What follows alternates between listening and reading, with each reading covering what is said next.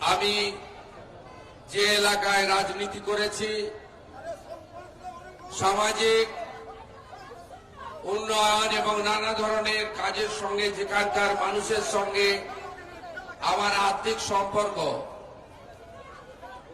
সেই হলদিয়ার প্রবেশদ্বার চৈতন্যপুর, সেই এলাকার সর্বস্তরের পথচারী, ব্যবসায়ী এবং সমবেত ভদ্রমণ্ডলীকে জাতীয়তাবাদী দেশপ্রেমিক গৈরিক অভিনন্দন জ্ঞাপন করি। আপনারা জানেন যে বিধানসভা নির্বাচনের নির্ঘণ্ট ঘোষণা হয়ে গেছে। প্রথম দফা, দ্বিতীয় দফার মনোনয়নপত্র জমা দেওয়ার কাজ শেষ হয়ে গেছে এবং হলদিয়া তফসিলি জাতি সংরক্ষিত বিধানসভা কেন্দ্রে নির্বাচন আগামী 1 এপ্রিল অনুষ্ঠিত হতে চলেছে। আজকের এই অসংখ্য মানুষের যোগদান এবং প্রার্থী পরিচিতি সভা, সেই সভার সভানেত্রী পুতুল রানী বেরা মহোদয়, এখানে আমাদের জেলা এসসি মোর্চার আশিস বাবু, প্রতীক ভাই যুব মোর্চার সহ সমস্ত মোর্চার নেতৃবৃন্দ, জেলা কমিটির সদস্য শ্যামল মাইতি সহ এই বিধানসভার ভারপ্রাপ্ত নেতা ভাতৃপতি মনির শুকুল সহ প্রত্যেককে আমি আন্তরিক অভিনন্দন, কৃতজ্ঞতা জানাই। এই জোনের যিনি মন্ডল সভাপতি ভাতৃপ্রতিম সুরজিৎ এবং সাথীবৃন্দ, বর্ষিয়ান নেতৃবৃন্দ, প্রেস মিডিয়ার বন্ধু, সর্বোপরি বিশিষ্ট রাজনৈতিক কর্মী এবং ভারতীয় জনতা পার্টি মনোনীত হলদিয়া বিধানসভা কেন্দ্রের প্রার্থী, ঘরের বোন, ঘরের দিদি, ঘরের মেয়ে তাপসী মণ্ডল মহোদয়া, তাকে আন্তরিক অভিনন্দন, কৃতজ্ঞতা জ্ঞাপন করি। আমি অত্যন্ত খুশি যে আমাদের জেলার সভাপতি সহ নেতৃবৃন্দ আমার পরামর্শ ক্রমে প্রথম পর্যায়ে বহু তরুণ কর্মীকে, বহু সমাজসেবীকে এই নির্বাচনের প্রাক্কালে ভারতীয় জনতা পার্টিতে যুক্ত করেছেন। পথ চলতে চলতে আরো বন্ধুরা আসবে, আরো মানুষরা আসবে যাদের প্রতিচ্ছবি ভালো, যারা মানুষের প্রয়োজনে কাজ করে, যারা ত্রিস্তর পঞ্চায়েতে দুর্নীতির সঙ্গে যুক্ত নয়, যারা প্রধানমন্ত্রী আবাস যোজনার কাটমানি খায়নি, যারা লকডাউনের চাল চুরি করেনি, যারা প্রধানমন্ত্রীর দেওয়া আমফানের টাকা চুরি করেনি, সেই লোকরা আমাদের দলে স্বাগত, তারা চলতে চলতে আমাদের সঙ্গে আসবে। আজকে আপনারা জানেন আমি আপনাদেরই অত্যন্ত পরিচিত। আমি এই রাজ্যের 3টি দপ্তরের মন্ত্রী, এইচডিএ চেয়ারম্যান সহ একাধিক পদে ছিলাম। তা আমার অভিজ্ঞতায় আমি দেখলাম যে তৃণমূল কংগ্রেস রাজনৈতিক দল তার পথ মত কার্যপদ্ধতি থেকে সরে গিয়ে একটা প্রাইভেট লিমিটেড কোম্পানিতে পরিণত হয়ে গেছে, যার চেয়ারপারসন হলেন মমতা ব্যানার্জি, ম্যানেজিং ডিরেক্টর হলেন ওনার তোলাবাজ ভাইপো। আপনারা জানেন মেদিনীপুরের লোকেদের মেরুদণ্ড সোজা হয়, মেদিনীপুরের লোকেরা মেরুদণ্ড বিক্রি করে না। আমাকে কেউ তাড়িয়ে দেয়নি, আমাকে কেউ বহিষ্কার করেনি, আমাকে কেউ শোকজ করেনি, আমাকে কেউ সাসপেন্ড করেনি, কিন্তু আমি রাজ্য মন্ত্রিসভা থেকে প্রথম পদত্যাগ করেছি। তারপরে বিধায়ক এবং পার্টির মেম্বারশিপ থেকে পদত্যাগ করে 19 ডিসেম্বর রাষ্ট্রীয় নেতা অমিত শাহর কাছ থেকে পতাকা নিয়েছি। বিপ্লবের মাটি মেদিনীপুরের ঐতিহাসিক জনসভা থেকে বিজেপি আমাকে গ্রহণ করেছে। গত 3 মাস ধরে আপনারা পত্র পত্রিকা মিডিয়াতে দেখেছেন ভারতীয় জনতা পার্টির পক্ষে আমি আসল পরিবর্তনের লক্ষ্যে আমি মানুষের দুয়ারে দুয়ারে সভা সমিতি করছি। আপনারা এও দেখেছেন যে নির্দিষ্ট কিছু লোক শুভেন্দু অধিকারী বিজেপিতে যাচ্ছে, বিজেপিতে গেছে, আমি তো তাদের কোনো অসুবিধা করিনি। এটা আমার বাক স্বাধীনতা, রাজনৈতিক স্বাধীনতা। ভারতবর্ষের গণতন্ত্র দিয়েছে যে কোনো ভোটার সে তার রাজনৈতিক মত পথ গ্রহণ করতে পারে, বহুদলীয় গণতন্ত্র। আপনি এই সমস্ত ছোট ছোট পিপিলিকারা, এবং ভাবতে খারাপ লাগবে যে একটা নির্দিষ্ট গোষ্ঠীর কয়েকটা লোকেরা তারা কোথাও পোস্টার ছিঁড়েছে, কোথাও পোস্টারে কালি লাগাচ্ছে, এইসব কাণ্ড কারখানা করেছে, আপনারা দেখেছেন। আমি বন্ধুদের বলি, পশ্চিমবঙ্গে এবারে পরিবর্তন কেউ রুখতে পারবে না। পরিবর্তন হবে, মানুষ ঠিক করে ফেলেছে। কেন পরিবর্তন হবে? পরিবর্তন এই কারণে হবে, প্রথমে হচ্ছে তোষণের রাজনীতি। এই তোষণের রাজনীতি পশ্চিমবঙ্গকে অনেকটা পিছিয়ে দিয়েছে, আপনারা জানেন। এই তোষণ করতে গিয়ে কি কোন নির্দিষ্ট সম্প্রদায়ের মঙ্গল হয়েছে? আমি বলি মঙ্গল হয়নি। সেই সম্প্রদায়কে আরো শিক্ষা থেকে, কর্মসংস্থান থেকে পিছিয়ে দিয়েছে মাননীয় সরকার। আপনি ভাবতে পারেন মাইনরিটি স্কলারশিপ সবাইকে দিতে হবে, সবাইকে দিতে হবে। সে স্কলারশিপ পাওয়ার যোগ্য হোক আর নাই হোক, কি ক্ষতিটা করছে দেখুন। ধরুন আমি একজন মাইনরিটি, শিখ হতে পারি, খ্রিস্টান হতে পারি, জৈন হতে পারি, মুসলিম হতে পারি। ভারতবর্ষের সংবিধান অনুযায়ী মাইনরিটি। আমার ছেলে স্কুলে পড়ে, সে অঙ্কে 30 পেয়েছে, ইংরেজিতে কাঁচা ফেল করেছে। মাননীয়ার নির্দেশ আছে সবাইকে মাইনরিটি স্কলারশিপ দিতে হবে, 50 করে পাইয়ে দাও, 50 করে পাইয়ে দাও। এটাতে কি আমার উপকার হলো? আমি জানতে পারলাম না যে আমার ছেলেটা ইংরেজিতে ফেল করেছে, অঙ্কে কাঁচা, তাকে আর একটু ভালো করে মানুষ করতে হবে। এইটা হলো তোষণের রাজনীতি। সবাইকে গড়ে ওবিসি করে দিয়েছে। শতকরা 100 জনের মধ্যে 95 জনকে ওবিসি করে দিয়েছে। ওবিসি করে আসল যারা ওবিসি সংবিধান অনুযায়ী, কারা? ঘোষেরা, কুম্ভকাররা, নাপিত রানাইরা, তারা ওবিসি বি হয়ে গেছে। আর এদের ওবিসি করে চাকরি দেয়নি, চাকরির কোনো গল্প নেই। এইভাবে পশ্চিমবঙ্গকে পিছিয়ে দেওয়া হয়েছে।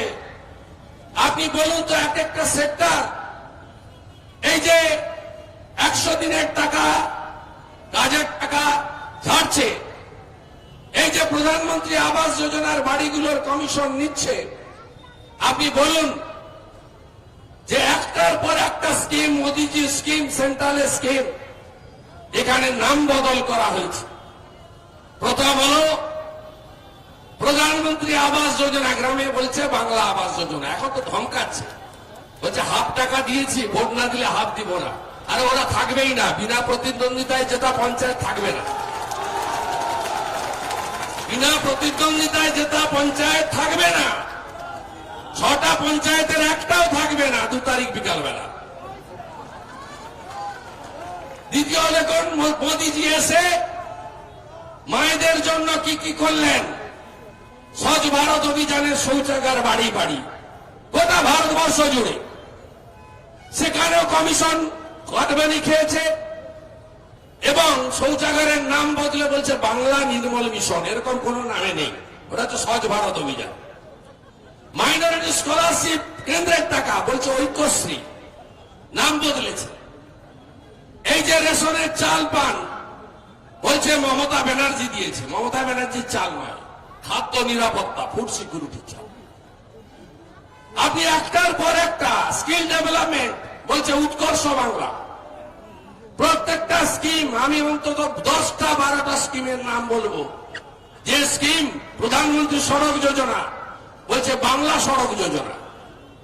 প্রত্যেকটা স্কিমের নাম বদল করা ছাড়া অন্য কাজ করেন। আপনি বলুন গোটা ভারতবর্ষে 10 কোটির কাছাকাছি মানুষ, 9 কোটির বেশি।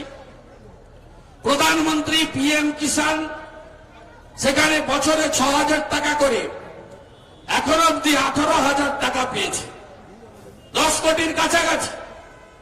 মোদিজির কোন স্কিম আপনি বলতে পারবেন না কেবল হিন্দুদের জন্য বা কেবল কোন একটা নির্দিষ্ট ধর্ম সম্প্রদায়ের জন্য। মোদিজির সমস্ত স্কিম সবকা সাথ সবকা বিকাশ, সবার জন্য। পশ্চিমবঙ্গে পিএম কিষাণ হবে না কেন? কৃষকরা পাবে না কেন? কৃষকরা পাবে না কেন? পাঞ্জাবে কংগ্রেসের গভর্নমেন্ট, উড়িষ্যায় বিজু জনতা দলের সরকার, কেরালায় লেফট ফ্রন্টের সরকার, কত রিজিওনাল পার্টির সরকার আছে, সেখানে তারা দিচ্ছে। দেশের প্রধানমন্ত্রী, দেশের সরকার, দেশের টাকা, প্রধানমন্ত্রীর নাম যেহেতু আছে মাননীয় এখানে চালু করতে দেননি। মোদিজি হলদিয়া এসেছিলেন, কি বলে গেছেন? বলেছেন বিজেপি সরকার আসার পরে প্রথম ক্যাবিনেটে পিএম কিষাণ চালু হবে এবং বিগত 2 বছরের বকেয়া সহ বছরে 6,000 মিলিয়ে আমরা 18,000 টাকা একসঙ্গে 73 লক্ষ কৃষক পরিবারকে দেব। এটা মোদিজি হলদিয়াতে আপনাদের সামনে বলে গেছে। আপনি বলুন তো, এই যে ঢপের চপ স্বাস্থ্য সাথীর কার্ড, আপনি বলুন আগে 3 কোটি লোকের ছিল, আপনি স্যাব নার্সিং হোমে নিয়ে গেলে বা তমলুকের কোন বড় নার্সিং হোমে নিয়ে গেলে আপনার কার্ড দেখলেই বলতো সিট নাই, তাই তো? অভিজ্ঞতা আছে তো সবার? কার্ড দেখালেই বলতো সিট নাই, অন্য হসপিটালে যান, তাই তো? তাই এবারে ঢাক ঢোল কাড়া নাকাড়া বাজিয়ে, এমনি তো এই বিনা প্রতিদ্বন্দ্বিতায় জেতা পঞ্চায়েতের চোরগুলো কোন বাড়িতে যেতে পারে না। এই ফর্ম ফিল আপের নামে, দুয়ারে সরকারের নামে ফর্ম ফিল আপ করে ধরে একটা লোক দেখানোর চেষ্টা করেছে। আর দুয়ারে সরকার আছে, আমরা বলেছিলাম জমের দুয়ারে সরকার, এখন তো দুয়ারে সিবিআই নাই। দুয়ারে সরকার, স্বাস্থ্য সাথীর কার্ডও নাই। আচ্ছা, মুখ্যমন্ত্রী বলছিলেন সবাইকে স্বাস্থ্য সাথীতে আনবো। আচ্ছা, ঝামেলা তো মিটে যেত, বলতো আধার কার্ডই স্বাস্থ্য কার্ড। তাহলে তো সবারই আধার কার্ড আছে আমাদের আপনাদের, তাহলে স্বাস্থ্য সাথীর কার্ডটা কেন? ভোট কার্ড, বাড়ি বাড়ি যেতে হবে। 500 কোটি টাকা দিয়ে বুদ্ধি কিনেছে। সেই বুদ্ধিদাতা বলছে 66 বছরের মহিলাকে আমরা মা বলি, মাসি বলি, পিসি বলি, প্রকৃতপক্ষেই পিসি, বলছে বাংলার মেয়ে। এই বুদ্ধিদাতা বলেছিল আপনি একটা কিছু করুন যাতে বাড়িতে বাড়িতে যাওয়া যায়। আমাদের অন্য কোনো কথা নয়, আমাদের বক্তব্য হচ্ছে পশ্চিমবঙ্গকে যদি বাঁচাতে হয়, আমি গভীর অনুধাবন করে এই সিদ্ধান্ত নিয়েছি যে বিজেপিকে না আনতে পারলে পশ্চিমবঙ্গ বাঁচবে না। কেন? কারণ পশ্চিমবঙ্গে বাংলাদেশি অনুপ্রবেশকারীদেরকে, রোহিঙ্গাদেরকে জামাই আদর করা হয় আর প্রধানমন্ত্রীকে বহিরাগত বলা হয়। আপনি বলুন যে আমরা তো আগে ভারতীয়, তারপরে বাঙালি, আমরা তো ভারত মাতার সন্তান। তা আমি উনি যখন প্রধানমন্ত্রীকে বহিরাগত বলেছেন, নন্দীগ্রামের লোক প্লাকার্ড টাঙ্গিয়ে দিয়েছে যে উনিও বহিরাগত। নরেন্দ্র মোদী যদি বহিরাগত হয় তাহলে নন্দীগ্রামে উনি বহিরাগত, উনার কথা অনুযায়ী। আমি বলিনি। আজকে এই জায়গায় দাঁড়িয়ে কেন বিজেপি সরকার দরকার? বিজেপি সরকার এই কারণে দরকার, ডবল ইঞ্জিন সরকার। আমি এইখানে দাঁড়িয়ে 5 বার বলেছি যে বামপন্থ সরকার 2,03,000 কোটি টাকা ঋণের বোঝা চাপিয়ে দিয়ে গেছে, বাংলা কি করে এগোবে? আপনি বলুন আজকে কত ঋণ? মাননীয় 4,60,000 কোটি টাকা ঋণ করেছে। ডবল ইঞ্জিন সরকার চাই। কলকাতা দিল্লিতে একই দলের সরকার, কত মিছিল করবেন? কেন্দ্রের কালো হাত ভেঙে দাও, গুড়িয়ে দাও। আগে 34 বছর হয়েছে, এখন 10 বছর, 44 বছর শুধু বিরোধিতা করে গেছি আমরা বাংলার মানুষ। এতে বাংলা এগিয়েছে। 9.5 বছরে কোনো ভারী শিল্প এলো না, জমি ল্যান্ড পলিসির ভুলের জন্য। কোন ছোট এয়ারপোর্ট হলো না, কোন সামুদ্রিক বন্দর হলো না, কেন্দ্র রাজ্য যৌথ উদ্যোগে রেলের প্রজেক্ট হলো না। তাহলে দিল্লিতে কলকাতায় একই দলের সরকার আসলে লাভ না ক্ষতি? লাভ। এই প্রথমবার সুযোগ এসেছে বাংলার মানুষের কাছে যে ডবল ইঞ্জিন সরকার তৈরি করা যাবে। আপনারা বলুন তো কি ভয়াবহ অবস্থা কর্মসংস্থানে, কর্মসংস্থানে কি ভয়াবহ অবস্থা। 1,20,00,000 বেকার নিয়ে 11 সালে পথ চলা শুরু হয়েছিল তৃণমূল কংগ্রেস সরকারে। আজকে 2 কোটি বেকার। হ্যাঁ নিশ্চয়ই একদিনে এক রাত্রে সবাই চাকরি দিতে পারেনি, কিন্তু আপনি বলুন 14 সালের পরে 7 বছর স্কুল সার্ভিস পরীক্ষা হলো না কেন? এসএসসির পরীক্ষা 7 বছর হয়নি কেন? এই প্রশ্ন তো আপনি করতে পারেন। 8.5 লক্ষ বিএড পাস করা ছেলে মেয়ে রাস্তায় ঘুরছে, তারা কেন কর্মসংস্থান তাদের জন্য তার দরজা উন্মোচিত হচ্ছে না? আপনি বলুন তো অর্থনৈতিক অবস্থা খারাপ, নতুন পদ সৃষ্টি করা যায়নি, পুরনো পদ তো ফিল আপ করা যায়। 5.5 লক্ষ পোস্ট পশ্চিমবঙ্গ সরকারের অবলুপ্ত ঘটিয়েছেন মাননীয় সরকার। ক্যাবিনেটে তো আমরা ল্যাম্প পোস্ট ছিলাম, 10 মিনিটের ক্যাবিনেট, সবাই ল্যাম্প পোস্ট, একটাই তো পোস্ট। এখন সঙ্গে আরেকটা পোস্ট ঢুকেছে তোলাবাজ ভাই। সে 2,500 পুলিশ নিয়ে গিয়ে আমার বাড়ি থেকে 8 কিলোমিটার দূরে বলছে তোর বাপকে ডাকিস। ভাষা শুনুন, কি সুন্দর ভাষা। পড়াশোনা না থাকলে 11 সালের পরে 11 আগের লড়াই আপনারা দেখেছেন আমার। আপনারা দেখেছেন যে চটি পরে কাপাসেরা থেকে মহিষাদল আমি পদযাত্রা করেছি, খুন হয়ে গেছিল একটা ছেলে।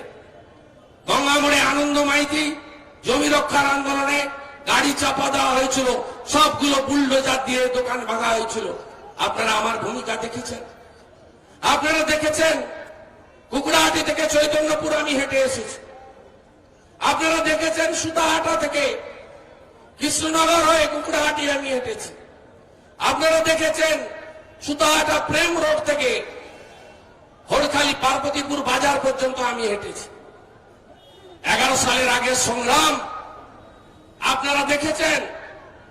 4 সালে যখন আমাকে জোর করে লড়ানো হলো, 98-99 সালে নির্মলেন্দু ভট্টাচার্য লড়েছিল, তখন তো হয় এবার নয় নেবার পরিবর্তন আসছে।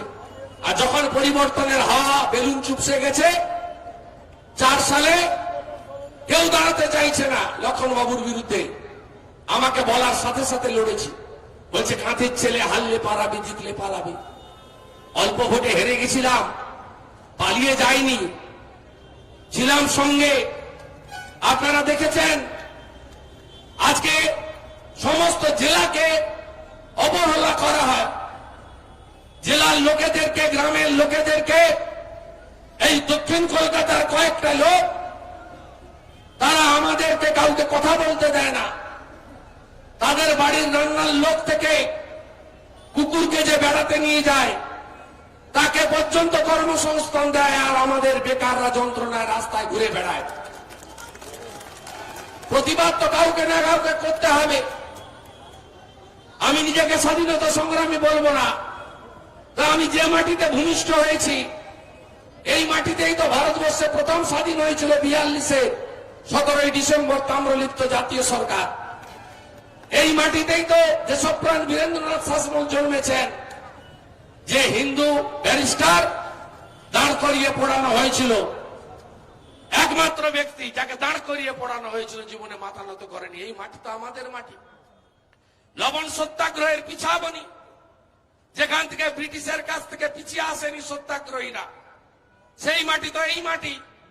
সেই মাটি তো এই মাটি যে মাটিতে বামপন্থীরা দেবাগা আন্দোলন, খাদ্য আন্দোলন করেছিলেন। এই মাটি তো সেই মাটি যে মাটিতে নন্দীগ্রামের গণ আন্দোলন, বশ্যতা বিরোধী সংগ্রাম হয়েছিল। আজকে 2007 14ই মার্চ, আজকে সেই দিন। সকালবেলা শহীদ বেদিতে মালা দিয়েছি। 14ই মার্চের শহীদদের স্মরণ করি। ইন্দাদুল, ইমাদুল, সুপ্রিয়া জানা, বাসন্তী কর, পঞ্চানন দাস, গোবিন্দ দাস, রতন দাস, জয়দেব দাস, প্রলয়গিরি, রাখালগিরি, পুষ্পেন্দু মন্ডল, উত্তম পাল, সুব্রত সামন্ত, আজকের দিনে 14 জন আত্মবলিদান দিয়েছিলেন নন্দীগ্রামে বর্ষতা বিরোধী সংগ্রামে। সেই মাটির লোক যদি প্রতিবাদ না করে, আমার বর্তমান প্রজন্ম, আগামী প্রজন্ম তার কাছে অপরাধী থেকে যাব। কেন কর্মসংস্থান হবে না? কেন শিল্পের জোয়ার রাজ্যে আসবে না? কেন কেন্দ্রীয় সরকারের স্কিমগুলো রাজ্যে চালু হবে না? এর বিরুদ্ধে প্রতিবাদ আমাদের করতেই হবে। এর সমাধান একটাই, আগামী নির্বাচনে ভারতীয় জনতা পার্টির সরকার সোনার বাংলা তৈরি করার সরকার। আর আমি বলি, একজন রেগে যাচ্ছে জয় শ্রীরাম বললে, আরেকজন রেগে যাচ্ছে তোলাবাজ ভাইপো বললে। আপনি বলুন তো, আমি একটার পর একটা চ্যালেঞ্জ দিয়েছিলাম, কয়লা নিয়ে, বালি নিয়ে, গরু পাচার নিয়ে, সব তো প্রমাণ হয়ে গেছে। থাইল্যান্ডের রাজধানী ব্যাংককে কার অ্যাকাউন্টে টাকা গেছে প্রমাণ হয়ে গেছে, প্রমাণ দিয়েছি। আজকে সেই জায়গায় দাঁড়িয়ে বাংলাকে বাঁচাতে হবে। হ্যাঁ, ভারতীয় জনতা পার্টির লক্ষ্য কি? ভারতীয় জনতা পার্টির লক্ষ্য শূন্য থাকা পদগুলোতে কর্মসংস্থান। ভারতীয় জনতা পার্টির লক্ষ্য কেন্দ্রের সমস্ত স্কিম, আয়ুষ্মান ভারত চালু করাই। হেলথ কার্ড বলুন তো, আপনার এই বাংলা সরকারের হেলথ কার্ড সিএমসি ভেলোর নেবে? মুম্বাইতে টাটা ক্যান্সার সেন্টার নেবে? বাঙ্গালুরুতে নেবে? দেবী সেটির হসপিটাল, কোন এইমসে নেবে? কিন্তু প্রধানমন্ত্রীজির আয়ুষ্মান ভারত এখনো অব্দি 10,74,00,000 লোক, 5 লক্ষ টাকা পর্যন্ত গরিব মানুষ ভারতবর্ষের বিনা পয়সা চিকিৎসা পেয়েছে। আমরা বিজেপি এলে আয়ুষ্মান ভারত চালু করতে চাই। আজকে মহিলারা বলুন, এসএইচজি গ্রুপকে বলছে তোর অ্যাকাউন্ট বন্ধ করে দেবো। আরে কার টাকা? তো মোদিজির মুদ্রা স্কিম। কে বন্ধ করবে? ভয় পাবেন না। শৌচাগার মহিলাদের জন্য, গ্যাস উজালা মহিলাদের জন্য। লকডাউনের পরে 81 কোটি ভারতীয়কে 5 কেজি করে চাল, 1 কেজি করে ডাল মোদিজি দিয়েছে। যারা নিয়েছে তারাও এসে মোদিজির ছবি ছিঁড়ে আমাদের ছবিতে কালো লাগায়। লাইন দিয়ে যারা আনাজ তুলেছে, রেশন তুলেছে, তারাও বড় বড় কথা বলে বিজেপি সাম্প্রদায়িক দল, তাই না? বিজেপি সাম্প্রদায়িক দল। বিজেপির মঞ্চে সাধুরা আছে, মন্দিরের পুরোহিতরা আছে, নেই। কিন্তু তৃণমূলের মঞ্চে তোহা সিদ্দিকি ঘুরছে, আর সিপিএম এর মঞ্চে আব্বাস সিদ্দিকি ঘুরছে। আব্বাস সিদ্দিকি বলছে আবার স্বাধীন করব। কতবার স্বাধীন হবে ভারতবর্ষ? খুব সাবধান বামপন্থীরা, পুরনো বামপন্থীরা। এই দশাটা দেখছেন তো কি অবস্থা করছে আপনার দলের? ব্রিগেডে আব্বাস সিদ্দিকির বক্তব্য শুনতে গেছিলেন আমার প্রিয় বামপন্থীরা। খুব সাবধান। 1946 সালে সুরাবর্দির সঙ্গে জ্যোতিবাবুর মিটিং, তার পরের বছর গ্রেট ক্যালকাটা কিলিং। খুব সাবধান। আজকে ভারতীয় জনতা পার্টি ছাড়া কোনো বিকল্প নেই। আমরা জিতবো, আটকাতে পারবে না। আর ভোট লুটটুট হবে না বন্ধুরা। কেন্দ্রীয় পুলিশ নামবে, একদম কোনো চিন্তার কোনো কারণ নেই। আর আপনাদের মত ছাড়া কাউকে আমরা মঞ্চেও তুলব না, ওটা আপনারা নিশ্চিত থাকতে পারেন, একদম নিশ্চিত রাখতে পারেন।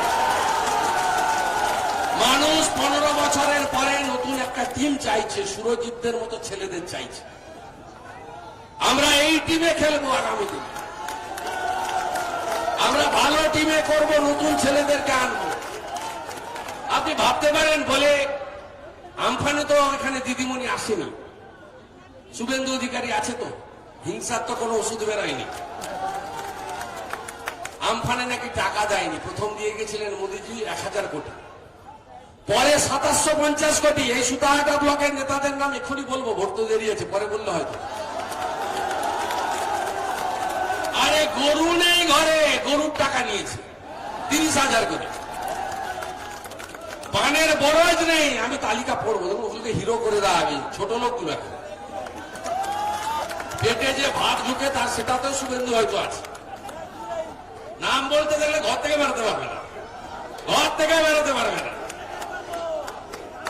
20,000 টাকা করে সব ঝেড়েছে, নাতি পুতি পেশা পেশি সবার নামে। আর আপনারা যখন আমি পরে যখন খুব আপত্তি করলাম ভিডিওকে কেন এই লিস্ট করলেন, তখন আপনাদের কাছ থেকে অ্যাপ্লিকেশন নিয়ে কাউকে কাউকে 5,000 টাকা ধরিয়েছে। 2 তারিখে বিজেপি জিতবে, 15,000 টাকা আদায় করতে হবে ওদের কাছে, আদায় করতে হবে, বাড়িতে গিয়ে আদায় করতে হবে মোদিজির টাকা।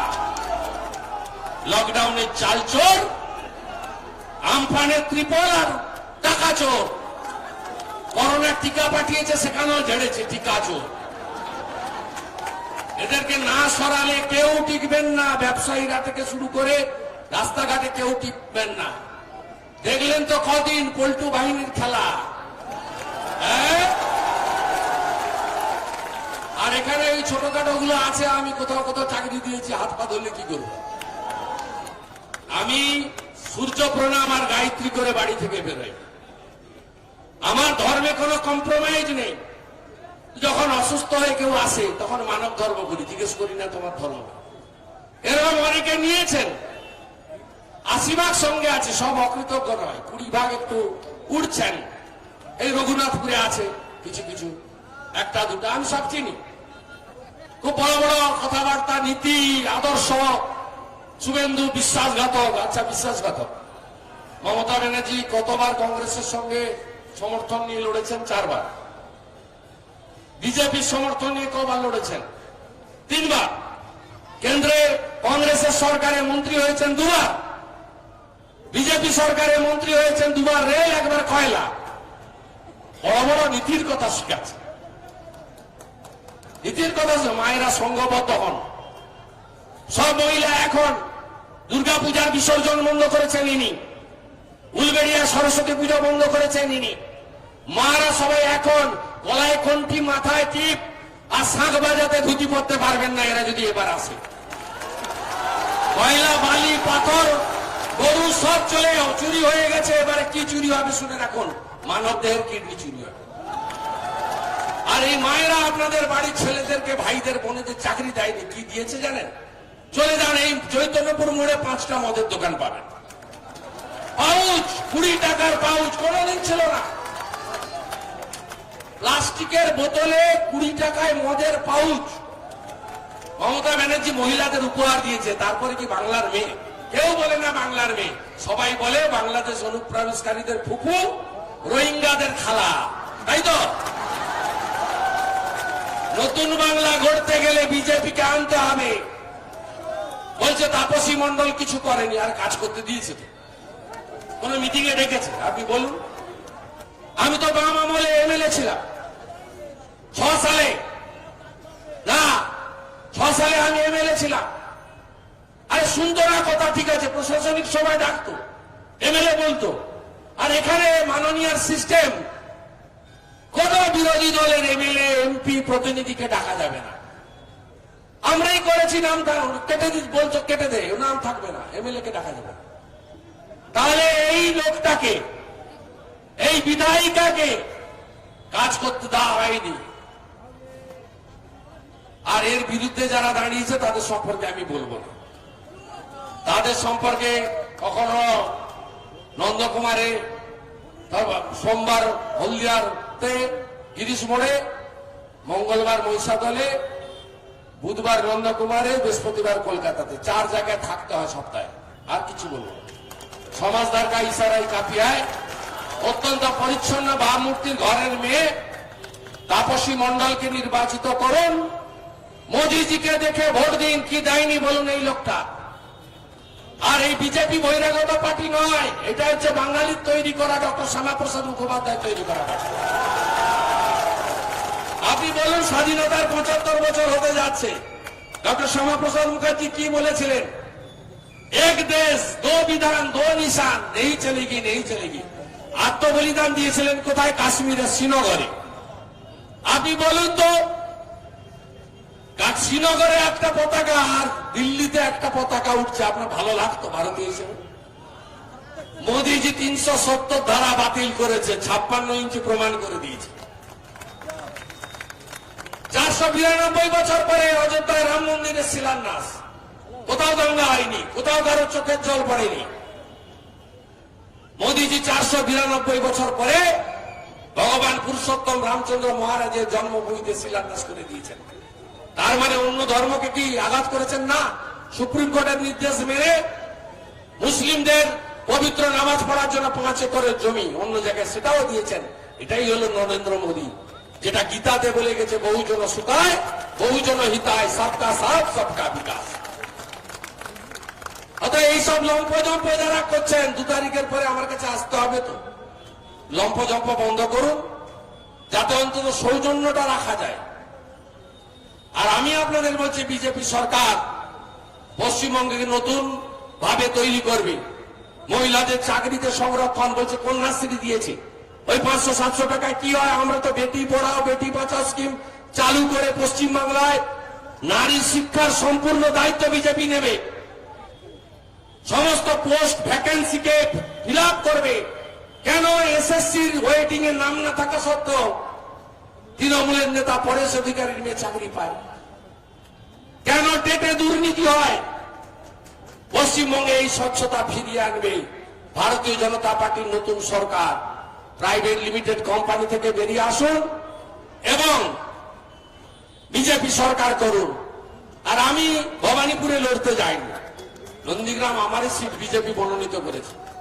একদিকে বলছে শুভেন্দু গেছে তো কি হয়েছে, একদিকে বলছে পচা মাল বেরিয়ে গেছে ভালো হয়েছে, আবার অন্যদিকে মাননীয় হেলিকপ্টার চড়ে নন্দীগ্রামে লড়তে এসেছে। ভরসা রাখেন তো আমার উপরে, নন্দীগ্রামে আমি জিতবো। কিন্তু নন্দীগ্রামে আমি জিতবো। আর এপারে হলদিয়া, ওপারে মহিষাদল। আপনারা এখানে বিজেপিকে জেতান। আমার অনেক প্রোগ্রাম আছে, আমি এখানে সমাপ্ত করলাম। আমি আরো কয়েকটা প্রোগ্রাম সুতাহাটা এবং হলদিয়াতে দেব এবং মানুষের কাছে আরো নেতারা আসবেন, আরো গুরুত্বপূর্ণ লোকরা আসবেন। মোদীজি হলদিয়া করে গেছেন, 24 তারিখ কাঁথিতে আসছেন, আরো অনেক নেতৃত্বরা আসবেন। আপনারা সবাই আমার সঙ্গে বলুন, ভারত মাতা কি, ভারত মাতা কি, ভারত মাতা কি।